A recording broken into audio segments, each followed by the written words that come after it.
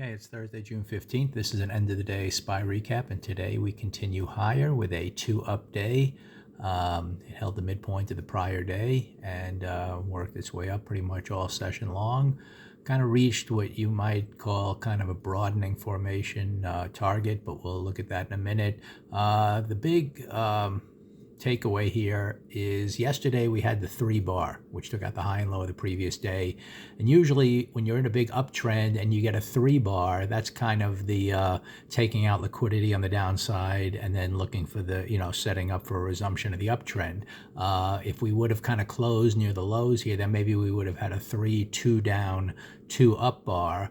But as it turned out, the market yesterday after the Fed announcement kind of went up. It came down here and then started back up again. So it was kind of working back through its broadening formation. If I look at it this way, yesterday, we came up all the day, then we had the down move, and then we were coming back up through the broadening formation. And down here was taking out the liquidity for the next move up. So that's one way to kind of look at it. Now, you can't predict that for sure, but given the pre-market range between the blue lines here and the start on the first bar and then the second push up, this was your, this set up the probabilities that you were kind of now making your lower lows and higher highs and kind of working towards above the high of yesterday. And we did that on the first move of the day, kind of paused there, went up, paused again, and even had a little bit of a pullback here to take out a little liquidity, then the green move and a final push on the day. Now, if you draw the broadening formation here, the lower lows and the higher highs, it does project up there, but I don't really always play that. I'm more interested looking back on the charts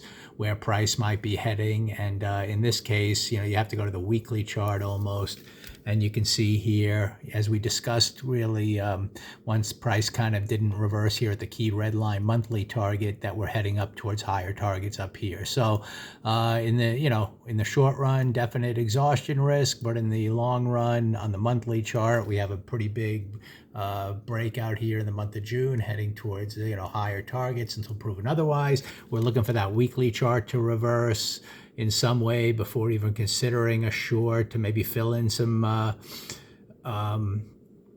gaps that have occurred along the way. If we go to the daily chart here, it's tricky to see, but there are definite levels in here where you can pull back and still maintain the uptrend.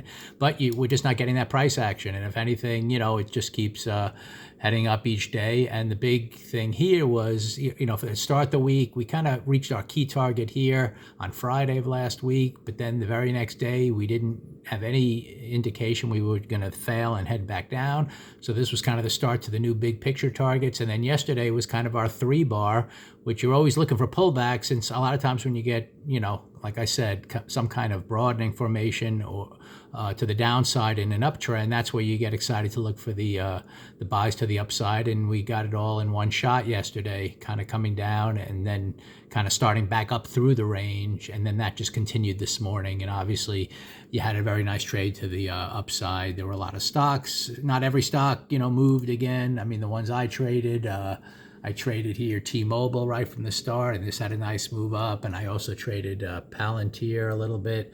This one moved up nicely for most of the day towards its targets. You could have traded other stocks, definitely. AI even had a pretty good opening move. I've been trading that the last few days, and Meta had a really nice opening move, pause, up. So, I mean, if you watch the stocks like NVIDIA really didn't look too well today. In terms of its move right from the start compared to the other stocks. So you kind of leave that one alone. But anyway, coming into the end of the week now with one day to go, it's just tough to say how the week concludes. The actionable signal, there's really none again. It would be the 3, 2 up, 2 down. So if somehow we gap down and start below the midpoint of this bar, maybe we can get some kind of failure on the week. But, it's going to take a lot to turn this bar anything other than pretty nicely green, I think, unless something really drastic happens tomorrow. And therefore, you'd kind of expect a little test up higher into next week if we stay green, but we'll see how things close tomorrow. So anyway, really nice day to the upside again. And if you really, kind of consider the broadening action in an uptrend, after we took that up and then started back up through the range again and then kind of opened up and did that continuation from this move, that was a good sign. You were going to have a directional day, at least in the morning, and then as it turned out, it kind of stayed that way all day long. So we will see what happens tomorrow.